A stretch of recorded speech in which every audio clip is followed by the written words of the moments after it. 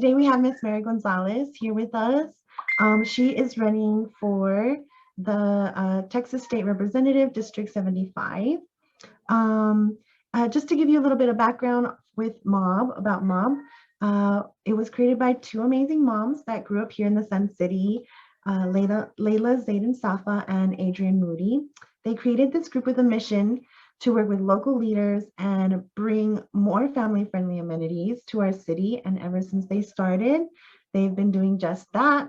I direct the MOB Get Out the Vote program, where we've registered many people to vote while also increasing awareness of elections and candidates and running for local offices that are running for local offices. At the local level, we have advocated for many amenities like the splash parks, where we were able to get over $1 million allocated to them, and get shade and get more amenities towards them. We also have helped revitalize Ascarte Park by fundraising over $1 million to build an all abilities playground.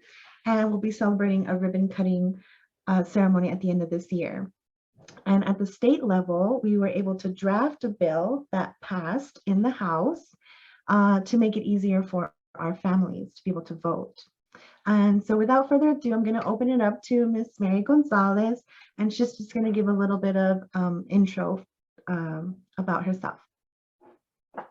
Hi, Veronica. Thank you so much for inviting me. Thank you to MOB for all of the wonderful work that you all been doing, both at the local level and the state level. For those of you who don't know me, my name is Mary Gonzalez. I've proudly represented House District 75 for the last 10 years. I running for re-election, and just for you, those of you who don't know, District 75 is the eastern part of El Paso County. So the fastest growing parts of 375, the communities of Montana Vista, Horizon, Socorro, Fabens, Clint, Tornillo, Sanelli, and I just really love serving in this capacity.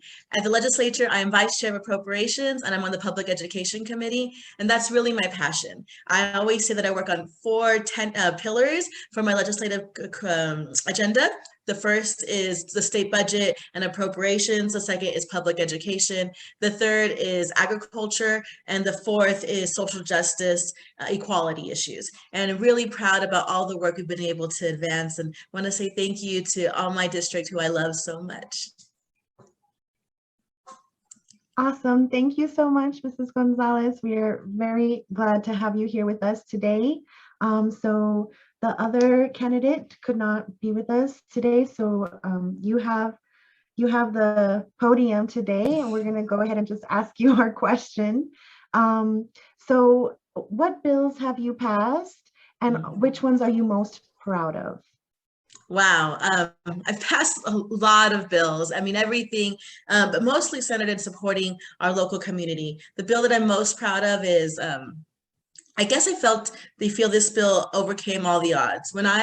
So eastern part of El Paso County has 263 colonias. These are some communities that sometimes don't have sewer, water, and other basic infrastructure. So when I got into the legislature, I decided I was going to work to increase water and wastewater infrastructure funding. That means so all of our families have the same ability to have basic necessities like flushing your toilet.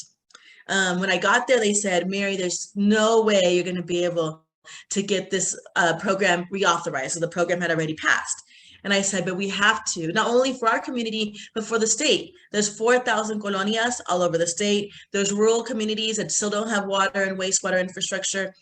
And so I went to work and worked in a bipartisan way, and we were able to get the bill passed through the legislature, that ended up having to be a constitutional amendment that then passed through the public. And now we have millions and nearly billions of dollars going to water and wastewater infrastructure. The way we did this program also allowed for us to create another program for stormwater infrastructure, which we recently were able to get $34 million for Socorro to get stormwater infrastructure funding. So really trying to make sure that all of our families have basic necessities infrastructure, because I think sometimes people could take it for granted. Like my dad still has to haul his water, right? Like not having water, not being able to flush your toilet, or not being able to wash your clothes, and what that really means. Thank you so much for your answer. And we have another question for you. Mom has worked with state and local leaders in order to promote more family-friendly amenities in our community. In your time in elected office, how have you worked to achieve similar goals? And what are your plans to advance those goals if you are elected? So one of the areas in which I'm very passionate about is serving people with disabilities. My youngest sister, Angelita, has Down syndrome. And so that created the awareness for me to think through how do we make a more accessible community and state. So for example, one of the bills that I was really proud to advance, it didn't pass ultimately, but we were able to still do other work in this area, was a bill to support people who are both deaf and blind at the same time. And so making sure that they have the resources necessary to be able to live a full, authentic life. Right now, there are so many gaps in resources that exist for people with disabilities. And so really making sure we're trying to create a very accessible state is extremely important to me. And I know that's important to MOB as well.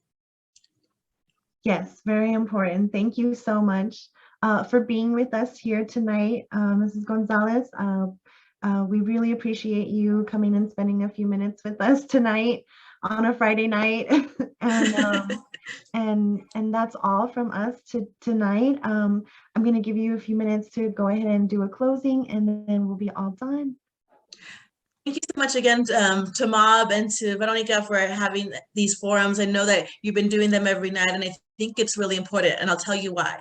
I represent about 200,000 people. And on average, in a primary election, about 7,000 of the 200,000 people vote. 7,000. Sometimes I go speak to our local classrooms, and even in a group of fifth graders, I'll ask them, okay, if our community only has 7,000 people go vote out of 200,000, but another community has 70,000 people go vote, who do you think the governor is going to listen to? And the fifth graders know that the governor or anybody at a higher level is going to pay attention to the district that is out there voting. We deserve to have our voices heard. And I'm so proud of the delegation that we're fighting for our voice, but we should be working together as voters and as leaders to make sure that we are doing everything in our power to say we matter, and we matter by using our vote. So I'm just encouraging everybody in our community. I mean, who you vote for is important, but also we just need to make sure that we get our numbers up. So I'm hoping that all these forums, people realize like, oh, there's an election starting Monday. I need to go out and vote. And if anybody has any questions about how to vote, I know you all got it at MOB, but please also reach out to my office. We're happy to help. Yes, thank you so much. We are always trying to make it a little bit easier for our members to, be educated and be armed with that education and be able to go out and vote. So thank you so much for being here tonight. We will be here again on Monday morning with the U.S. representatives that are running for District 16 at 8 a.m. So thank you so much, MOB, for being with us. Hopefully these are helpful to you, and we thank you, Ms. Gonzalez, for being here with us. Have a good night, everybody. Night. Thank you. Bye-bye.